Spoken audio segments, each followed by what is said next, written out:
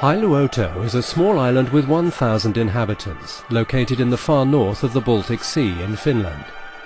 During the winter, the island is connected to the mainland by an 8-kilometer ice road crossing the frozen Baltic Sea. Jäätien historiahan on aika pitkä, eli The history of the ice road goes back a long way in time, when the connections to the island were not very good. The ice road made it possible to get to the island faster by going over the sea ice. It was solid and reliable. tienpidossa.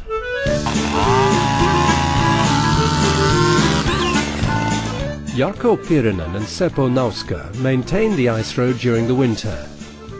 They measure the thickness of the ice and ensure its safety. I cannot, of course, tell you the exact date or even month, but I think the changes started to be seen during the 90s, slowly. And to me it feels like the changes have been increasing since 2000, and now to an even greater degree.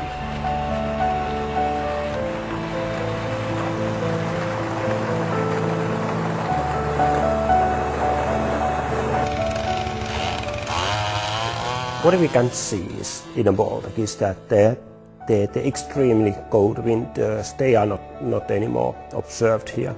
So we have a much more mild winters, and on average there are much less ice in the Baltic Sea.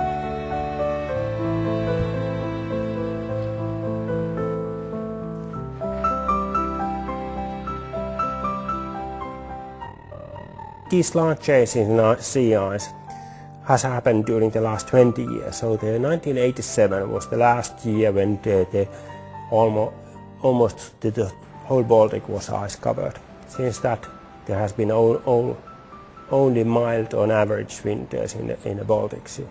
So we know from our Baltic Sea data that the 2007 was the mildest winter during the last 300 years.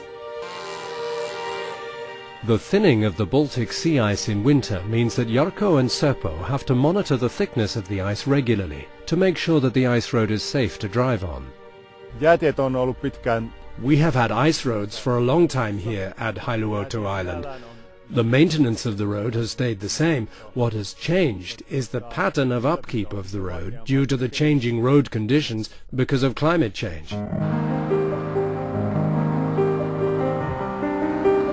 The local ferry between Hailuoto Island and the mainland now has to operate during early spring.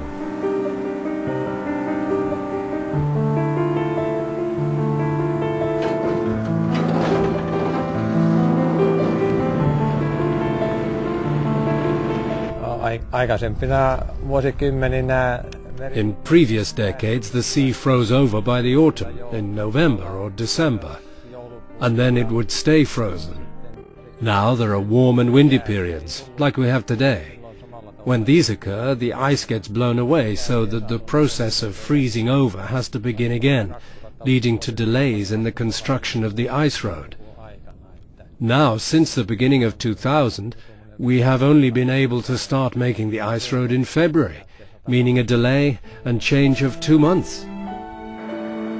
The icebreakers of the Baltic Sea now lie in port during spring. The ice season is getting shorter and shorter.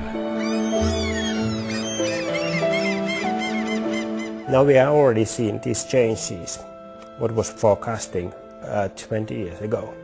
So the nature is following the climate models forecasting. And so of course we think that this is the first step for the even much warmer climate. The melting and thinning of the Baltic Sea ice is creating another paradox. The more stormy weather that comes with milder winters means that the thinner sea ice is pushed around and compressed into big chunks of ice that are difficult for ships to get through. During some mild winters, they have had a very difficult condition in the Bay of Bothnia, because there has been so much of the compressing and sea ice has been drifting. The greater uncertainties of the drifting ice and changing ice conditions are not the only consequences for the Baltic Sea. One of the biggest concerns of the changes in the Baltic Sea is the changes in the salinity. That is because of the changes in the precipitation, and so that there will be more fresh water from the rivers to the Baltic Sea. And that has a lot of effect for the marine biota. You know, all the marine species like a cod might not survive in the future, or it's a fundamental change for the Baltic Sea ecosystem and how we utilize for the Baltic Sea.